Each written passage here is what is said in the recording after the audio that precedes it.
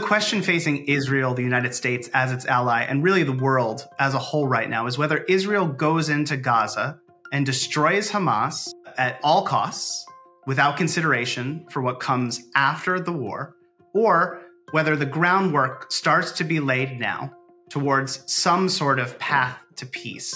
That's going to be incredibly complicated. It's incredibly fraught.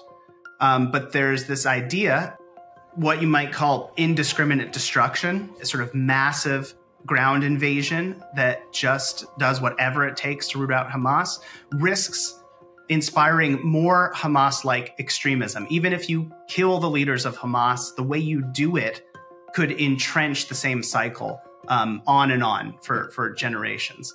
So then the question becomes, how can Israel reframe its approach?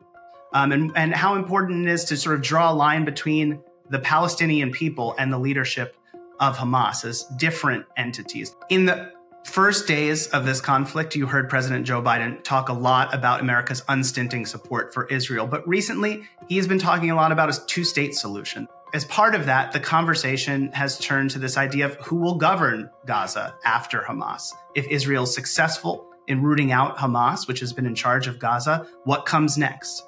There are other entities, obviously, in the West Bank, the Palestinian Authority, which has been weakened and discredited. But is there a way to rebuild the Palestinian Authority, to bring in moderate Arab states from around the world in a kind of alliance that would have credibility and provide an alternative to Hamas in terms of governing?